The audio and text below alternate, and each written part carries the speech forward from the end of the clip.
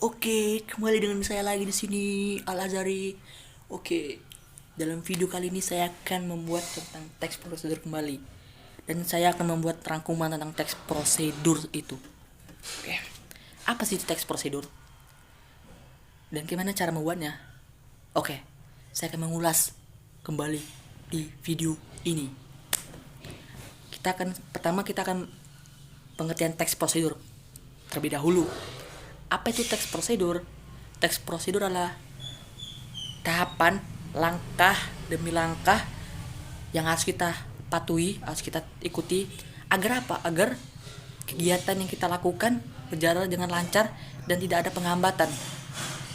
Kalau kita membuat teks prosedur, tidak ada tahapan dan langkah-langkah demi langkah, teks prosedur itu tidak berjalan dengan baik dan semestinya.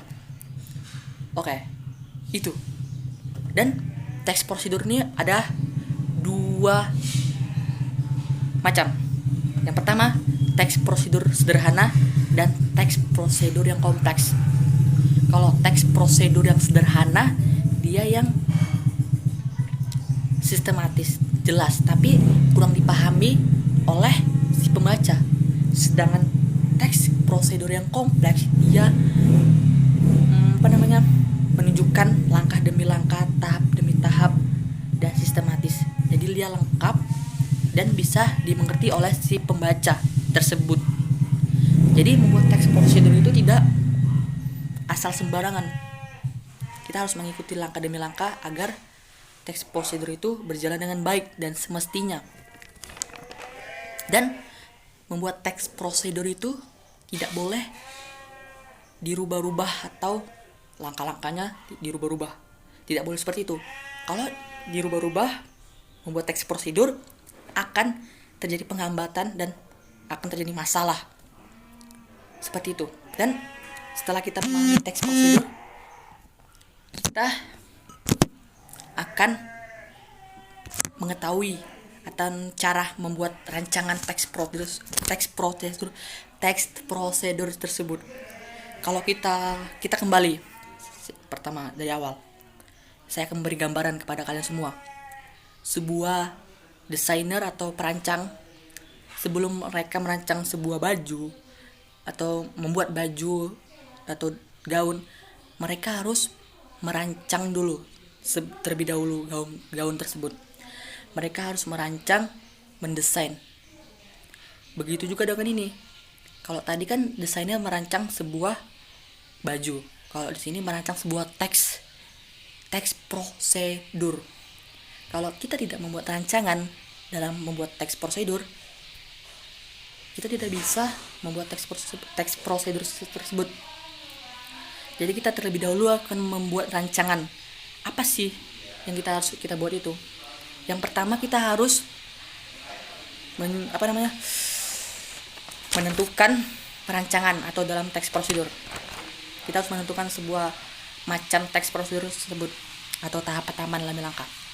Dan yang kedua, kita harus menentukan topik atau tema yang harus kita perbicarakan. Nggak mungkin dong kita membuat teks prosedur kita tidak tahu apa yang kita harus kita bahas. Semisal kita membuat sebuah makanan atau nasi goreng dan membuat teks prosedur tentang menanam bunga atau menanam pohon. Itu adalah topik. Kita tentukan dulu topik. Lalu setelah itu kita menyusun keduanya. Setelah kita menentukan macam teks prosedur atau merancang, yang kedua menentukan topik, dan yang ketiga kita akan menyusun teks tadi menjadi teks prosedur. Oke. Tadi kan setelah membuat rancangan teks prosedur, kita sudah mengetahui topik yang kita sudah menyusun. Lalu kita akan menganalisis teks prosedur. Ada 3 struktur dalam teks prosedur tersebut. Yang pertama, tujuan. Yang kedua, langkah-langkah. Yang ketiga, ada penegasan ulang. Tujuan, apa sih tujuan? Tujuan adalah memberitahu kepada orang tujuan kita membuat teks tersebut. apa tujuan kita membuat teks tersebut. Yang kedua, langkah-langkah atau tahapan-tahapan alat dan bahan misalnya. Yang ketiga, penegasan ulang atau kesimpulan dari teks yang kita buat tersebut. Lalu kita sudah menganalisis struktur tersebut, udah kita analisis. Lalu yang keempat, kita harus mengetahui bahasa-bahasa dalam teks prosedur tersebut. Ada 5 bahasa yang terdapat dalam teks prosedur. Yang pertama, menggunakan kalimat perintah atau imperatif. Yang kedua, menggunakan kalimat istilah teknis. Dan dalam teks prosedur itu ada juga kalimat konjungsi dan menggunakan keterangan tempat, alat. Dan yang ketiga, menggunakan bahasa yang persuasif atau mengajak. Lalu kita sudah mengetahui bahasa-bahasa dalam teks prosedur, kita yang tahap terakhir adalah cara mengembangkan teks prosedur. Setelah kita mengembangkan teks prosedur, jadilah teks prosedur yang benar dan rapi. Kalau kita membuat teks prosedur, kita menggunakan bahasa yang komunikatif, yang jelas, yang dapat dimengerti orang atau pembaca. Jadi seperti itu. Jadi tidak asal-asalan membuat teks prosedur. Kita harus mengikuti langkah demi langkah, tahap demi tahap, agar teks prosedur itu berjalan dengan baik dan tidak ada penghambatan atau masalah. Oke, demikian video dari saya tentang teks prosedur. Semoga bermanfaat bagi kalian. Jangan lupa like, comment, and subscribe di bawah sini. Oke,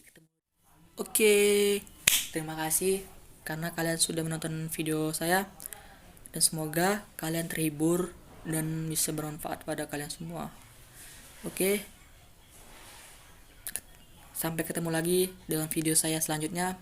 Saya ucapkan assalamualaikum warahmatullahi wabarakatuh. Salam Indonesia.